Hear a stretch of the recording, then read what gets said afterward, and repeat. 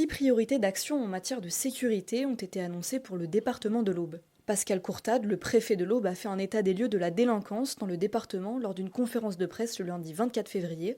C'est ce que le ministre de l'Intérieur, Bruno Retailleau, a appelé le plan départemental de restauration de la sécurité du quotidien. Alors les chiffres de la délinquance générale, qui est l'agrégat le plus important, effectivement sont plutôt bons, avec une légère baisse.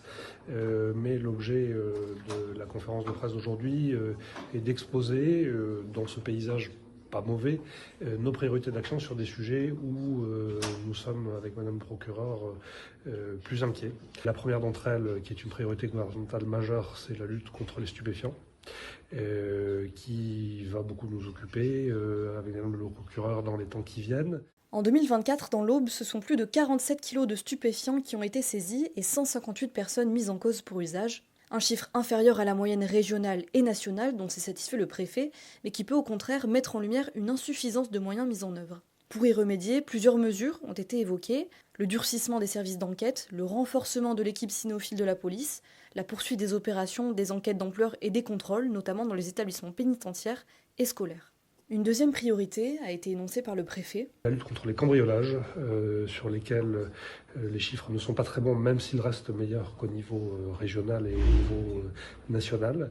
En 2024, 1100 personnes ont été victimes de cambriolages.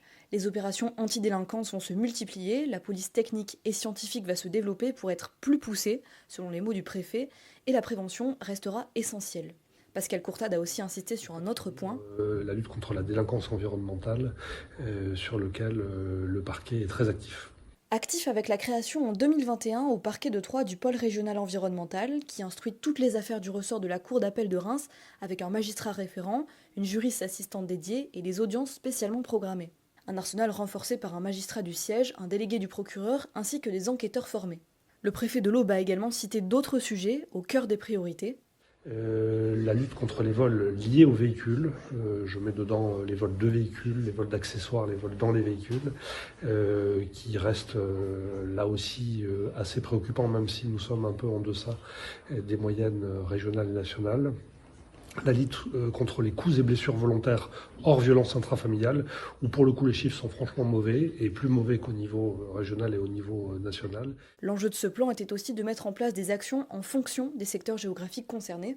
Nous avons voulu de façon très pragmatique, à la demande du ministre de l'Intérieur, avoir une approche géographique, statistique, et mettre en face des plans d'action qui ne sont pas forcément exactement les mêmes d'ailleurs en zone policière et en zone gendarmerie.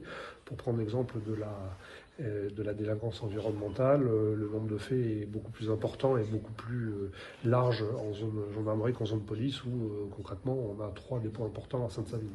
Évidemment, s'ajoute à la liste dressée par le préfet la lutte contre l'insécurité routière, pour laquelle les assises départementales livreront leurs conclusions d'ici 3 semaines.